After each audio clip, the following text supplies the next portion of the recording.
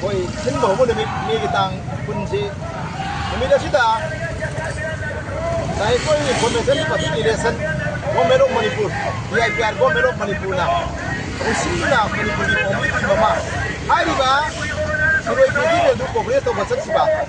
aduma media team madura tu babasa du koy yang popiti kilometer o mari mahaiga leba wal tabida aduma hari simenji kampuna khamaga aduma media gi team maduna tungmiba basadu manito thaiba Manipur thabi yaroi Manipur ko de Manipur thanjalo Manipur mutalo adu asalo na hai pase asi paidi tawba monga Manipur yamna kandem tawi thawong adu Bharat की संविधान की जना कानून की वांग मदनी लेबाक सिगी लेगिबा रुलुदुगी मायोक्ता तबक तोबने कोई हाय लौजे अदुगुम्बा थौगोक को थोकर मतुंगा मणिपुर की मियामदा फैरांग खसाव नबा लेरबा अदुगुम्बा यामना साथिबा अदुगुम्बा मियाम दगी इरा अमा लाकपा याबगी फियम लेरबा मतमदिदा सिक्युरिटी एडवाइजर वरिबा मिस्टर कुलदीप अमदि मणिपुर की गवर्नर वरिबा अखोई मणिपुर की गवर्नर वरिबा के बला मकोई अनि ना होजि पावा लखटपम थोबा थाबा अमत लखटना तुमिन लेरगा मणिपुर हे ने इरांग थोना के मोम तोइसे मसि पेंदे थोइबा थोगो खुदिमकी दायिता अकोई मणिपुर की गवर्नर ने सिक्युरिटी एडवाइजर ने चीफ सेक्रेटरी ने डीजीपी ने मकोई मरी ने रिस्पांसिबिलिटी को तुबा मणिपुर मई साकया फिल्म लेरबा मणिपुर की मणिपुर मणिपुर हाइबा वाई थाबा यारो हाइ तागदी मकोई ने वरिबा गवर्नर से करम लेबा किनो कराइ दो वइबनो करम लेबाक के गवर्नर वरिबा के बलाना गवर्नर से करी स्थिति वरिबनो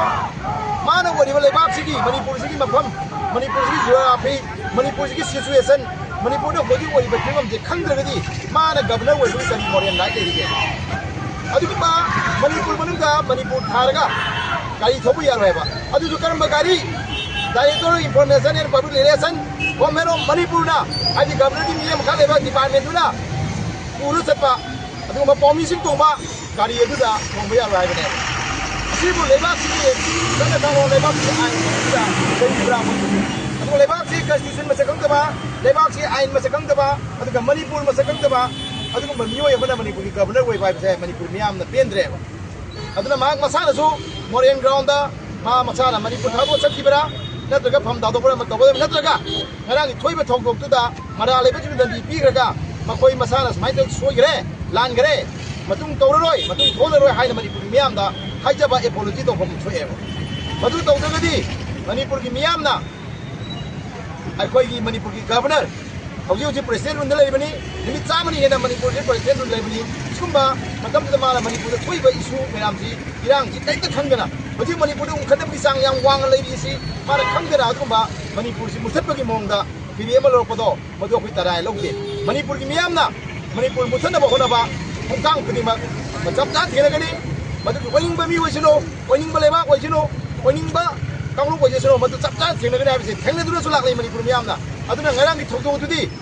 मणिपुर गवर्नमेंट बुरु सिंगनिबा मणिपुर गवर्नर अखोई मणिपुर की chief secretary security adviser DGP मखोई मयामगी अखोई दायिता ने हाइना लौदबे मरम लेते अदुना मखोइना मधुगी मतांगदा चपचाबा मियामदा होजि फावबा कई मवफम मत थमदबा बसे मणिपुर मई चाकनबा मणिपुर की होजि थोइबे इरांगदा मई चाकनबा होनबनी हाइना मई चाक खतनबनेबा अदुना मधु करी किदमकनो हाइकादा मणिपुर की मियाम होजि करम फियमदा लेरि से खंगबनी चई अनि हेना मणिपुर दा छाथिबा याति सि यावदना दु इरांग थोइबा मफम बमनेबा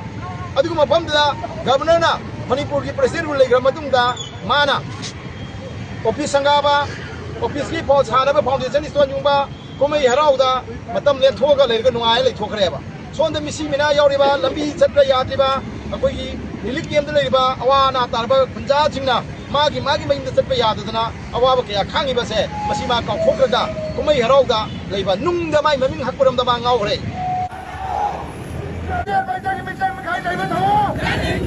इंडिया